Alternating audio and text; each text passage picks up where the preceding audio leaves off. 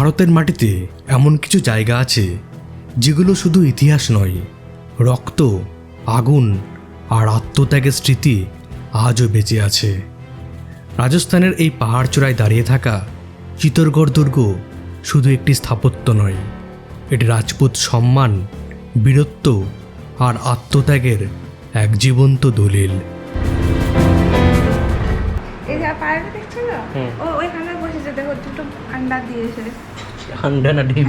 ডিম। আমরা এখন চিত্তরগড় ফোর্টের দিকে যাচ্ছি। প্রায় 180 মিটার উঁচু পাহাড়ের উপর অবস্থিত এই দুর্গ ভারতের সবচেয়ে বড় দুর্গগুলোর মধ্যে একটি। 700 একরের বেশি এলাকা জুড়ে বিস্তৃত এই স্থাপত্য 2013 সালে ইউনেস্কো ওয়ার্ল্ড হেরিটেজ সাইট হিসাবে স্বীকৃতি পেয়েছে। দুর্গে প্রবেশ করতে পেরোতে হয় 7টি বিশাল দরজা: পদ্মিনী পোল, ভৈরব পোল, হনুমান পোল। समुद्र के सी लेवल से 1830 फीट ऊपर है। देख, इसका नाम मैडम चित्तौड़गढ़ नहीं था। सब लोग जो बोलते हैं ना इस किले के ऊपर महाराणा प्रताप का कुछ होगा, महाराणा प्रताप का सर इस किले पे कुछ भी नहीं है। खाली महाराणा प्रताप के जंगलों के अंदर उनका बचपन गुजारा।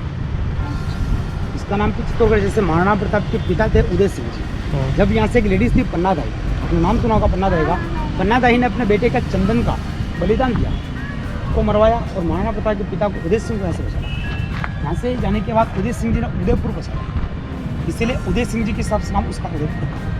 इसका भी नाम चित्तौड़गढ़ नहीं था, इसके 3 नाम रह चुके हैं। फर्स्ट नाम था इसका फिरोजाबाद।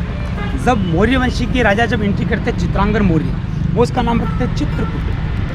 चित्रकूट ज़्यादा सिटी और आबादी बढ़ती है, उसके बाद इसका नाम चित्तौड़गढ़ किया। ইতিহাস বলে এই দুর্গের প্রাথমিক নির্মাণ শুরু হয় 7ম শতাব্দীতে মৌর্য বংশীয় শাসক চিত্রাঙ্গদা মৌর্যের হাতে। পরে এই দুর্গ দখল করে মেওয়ারের সিসোদিয়া রাজবংশ। রাজস্থানের প্রাচীন দুর্গের ভেতরে লুকিয়ে আছে এক অসাধারণ ভক্তির গল্প, এক রাজকুমারীর গল্প যিনি রাজকীয় ঐশ্বর্য ছেড়ে বেছে নিয়েছিলেন কৃষ্ণ ভক্তির পথ। আমরা দাঁড়িয়ে আছি চিতরগড় ফোর্টের অন্তর্গত মীরাবাই টেম্পেলে। রাজস্থানের ঐতিহাসিক চিতরগড় ফোর্টের অন্তরে লুকিয়ে আছে এক গভীর আধ্যাত্মিকতার কেন্দ্র কুম্ভ শ্যাম টেম্পল। এই মন্দির শুধু স্থাপত্য নিদর্শন নয়, এটি ভক্তি আর আত্মসমর্পণের এক জীবন্ত ইতিহাস। 1500 শতকের মেওয়ারের বিখ্যাত শাসক রানা কুম্ভ এই মন্দির নির্মাণ করেন, যা মূলত ভগবান বিষ্ণুর উপাসনার জন্য উৎসর্গীকৃত। কিন্তু এই মন্দিরের আসল মাহাত্ম্য জড়িয়ে আছে এক নারীর অবিচল ভক্তির সঙ্গে, মীরাবাই। ইতিহাস বলে এই কুম্ভ শ্যাম মন্দিরই ছিল মীরাবাইয়ের ব্যক্তিগত সাধনার স্থান। দিনের পর দিন, ঘন্টার পর ঘন্টা তিনি এখানে বসে ভগবান বিষ্ণুর প্রতি নিজের ভালোবাসা আর ভক্তি নিবেদন করতেন।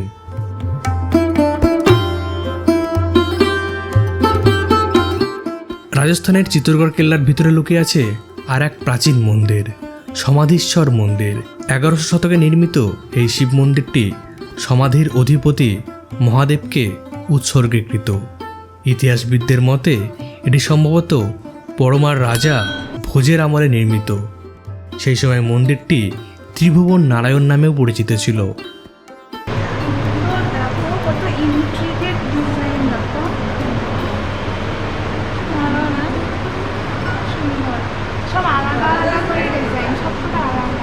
সময়ের সঙ্গে সঙ্গে বহুবার আক্রমণ ও ক্ষয়ের মুখে পড়লেও এই মন্দির কখনো হারিয়ে যায়নি ইতিহাসের পাতায়। রাজস্থানের এই ঐতিহাসিক চিতরগড় ফোর্ট একটি বিশাল ঐতিহ্যের ভাণ্ডার, যেখানে রয়েছে 100টিরও বেশি প্রাচীন স্থাপনা। এই দুর্গের ভিতরে রয়েছে প্রায় 19টি বড় ও গুরুত্বপূর্ণ মন্দির, যা রাজপুত স্থাপত্য ও ধর্মীয় ঐতিহ্যের উজ্জ্বল নিদর্শন। রাজস্থানের প্রাচীন ইতিহাস যেন পাথরে খোদাই করা এক গৌরব গাথা, আর সেই ইতিহাসের প্রতীক বিজয় স্তম্ভ। চিতরগড় দুর্গের বুক চিরে মাথা উঁচু করে দাঁড়িয়ে থাকা এই বিজয় স্তম্ভ শুধু একটি স্থাপত্য নয়, এটি এক অমর বিজয়ের স্মারক। 1448 খ্রিস্টাব্দে মেওয়ারের মহান শাসক মহারানা কুম্ভ এই স্তম্ভ নির্মাণের নির্দেশ দেন। সময়টা 1303 খ্রিস্টাব্দ। দিল্লির সুলতান আলাউদ্দিন খলজি চিতরগড় আক্রমণ করেন। আলাউদ্দিন খলজি কৌশলে আয়নায় রানী পদ্মাবতীর প্রতিবিম্ব দেখেছিলেন। দীর্ঘ 8 মাসের অবরোধের পর যখন স্পষ্ট হয়ে ওঠে যে যুদ্ধ জেতা সম্ভব নয়, তখন রাজপুত নারীরা নেন এক কঠিন সিদ্ধান্ত, জহর অর্থাৎ সম্মান রক্ষার জন্য আগুনে আত্মহতি।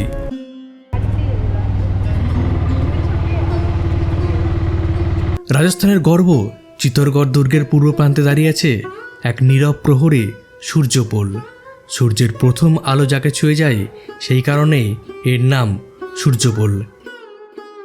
1567 সালে যখন সম্রাট আকবর তার বিশাল মুঘল বাহিনী নিয়ে চিত্তরগড় আক্রমণ করেন, তখন এই সূর্যপোলই পরিণত হয় সবচেয়ে ভয়াবহ যুদ্ধক্ষেত্রে। রাজস্থানের ঐতিহাসিক চিত্তরগড় দুর্গের অন্তরে দাঁড়িয়ে রয়েছে এক অনন্য স্থাপত্য কীর্তিস্তম্ভ। 1200 শতকে নির্মিত এই স্থাপত্যটি তৈরি করেছিলেন জৈন বণিক জিজা ভাঙ্গেরওয়ালা। রাজস্থানের ঐতিহাসিক চিত্তরগড় দুর্গের মধ্যে অবস্থিত ফতে প্রকাশ প্রাসাদ একসময় ছিল মেওয়ারের রাজকীয় প্রাসাদ। এটি নির্মাণ করেছিলেন মহারানা ফতে সিং। আমরা এখন ফতে প্রকাশ প্যালেসের ভিতরে রয়েছি। এখানে 20 রুপিস করে মিউজিয়ামে টিকিট কাটতে হলো। 1968 সালে রাজস্থান সরকারের প্রত্নতত্ত্ব ও জাদুঘর বিভাগ এই প্রাসাদটিকে একটি সরকারি জাদুঘরে রূপান্তরিত করে, যেখানে মেওয়ার অঞ্চলের সমৃদ্ধ শিল্প ও সংস্কৃতির পরিচয় তুলে ধরা হয়। জাদুঘরের ভিতরে সংরক্ষিত রয়েছে প্রাচীন ভাস্কর্য, অস্ত্র, প্রতিকৃতি, মডেল এবং মেওয়ারের বীরদের পূর্ণাকৃতি ছবি। এটা দেখো, এটা পুরো সত্যিকারের লোক মনে হচ্ছে না। চোখটা দেখো, চোখটা, ইভেন নেল, হাতের নখটা দেখো, বালা, হাতের নখটা দেখো, মানে মনে হচ্ছে আসল নখ একদম। আবার এর উপর বালা করে দিয়েছে। এরকম একটা কথা দেখেছিলাম বলতে, আমের ফটো দেখেছিলাম না, ওদের ওরা সূর্য বংশীয় বলেছিল না, সূর্য বংশীয় রাজপুত, তারপরে এরকম বানিয়ে দিয়েছিল। এখানে চিত্তরগড় ফোর্টে সিমিলার।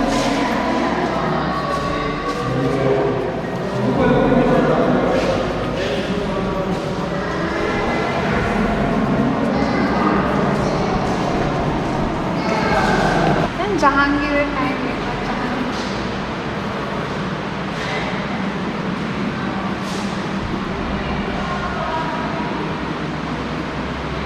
হেলমেট। এই স্ট্যাচুটার থেকে ফ্রন্টের স্ট্যাচুটা বেটার না? মানে এটাও ভালো, ফ্রন্টেরটা মানে একদম আসল মানুষ করা হয়।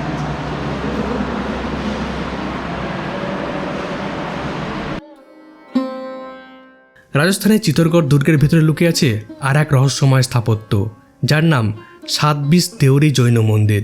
কিন্তু কেন এর নাম 720? আর এই সংখ্যার পেছনে কি লুকিয়ে আছে ইতিহাস আর আধ্যাত্মিকতার গল্প? চিত্তরগড় দুর্গের নিস্তব্ধ প্রাচীন পরিবেশে দাঁড়িয়ে আছে এক অনন্য জৈন মন্দির, 720 দেউরি। 720 অর্থাৎ 27, আর দেউরি মানে ছোট ছোট মন্দির বা শিখর। এই মন্দিরের বিশেষত্ব হলো এখানে রয়েছে মোট 27টি ক্ষুদ্র শিখর বা উপমন্দির, যেগুলো একসাথে তৈরি করেছে এক অসাধারণ স্থাপত্য শৈলী। 1100 এবং 1400 শতকে নির্মিত এই মন্দির কমপ্লেক্সটি মূলত জৈন ধর্মের তীর্থঙ্করদের উদ্দেশ্যে নির্মাণ করা হয়েছিল। মন্দিরের ভিতরে প্রবেশ করলে চোখে পড়বে সূক্ষ্ম খোদাই করা পাথরের কাজ, যেখানে প্রতিটি স্তম্ভ, প্রতিটি দেওয়াল যেন ইতিহাসের গল্প বলছে। এখানে ব্যবহৃত হয়েছে রাজস্থানের বিখ্যাত মার্বেল পাথর, যা মন্দিরটিকে দিয়েছে এক অপার্থিব সৌন্দর্য। চিত্তরগড় ফোর্টের ভিতরে একটা জৈন টেম্পল রয়েছে, এই বিজয় স্তম্ভের উল্টো দিকে। এটা হচ্ছে লেস ক্রাউডেড, একদমই লোকজন নাই, খুব শান্তি, যেন পিসফুল কাম একটা জায়গা, আর খুবই ঠান্ডা, আর কম্পারেটিভলি একদমই ভিড় নেই এখানে, অনেক খুবই আরামদায়ক একটা জায়গা। কারণ যে পয়েন্টগুলো অটোতে দেখায় না, সেটা এই জিনিসটা স্কিপ করে দিচ্ছে। আমরা নেটে গুগলকে সার্চ করেছিলাম, রিসার্চ করে, তারপর একদমই বিজয় স্তম্ভের উল্টো দিকে এখানে মিউজিয়াম আছে। মিউজিয়াম থেকে হেঁটে এই জাস্ট 3-4 মিনিট লাগলো আমাদের। ফতে প্রকাশ প্যালেস মিউজিয়ামের ঠিক উল্টো দিকে, মিউজিয়াম বিল্ডিংটাও হ্যাঁ দেখা যাচ্ছে। ওখানে প্রচুর টিয়া পাখি রয়েছে, আতা ফল রয়েছে, কত আতা ফল সব আচ্ছা, আতা জায়গায় ফল। মানে এগুলো এটা আমাদের এই fort এর পশ্চিমবঙ্গের ভিতরে আতার মতো না, এগুলো বিক্রি হয় অ্যাকচুয়ালি, এই ফলগুলো, আতা ফলগুলো আমাদের ওখানেও।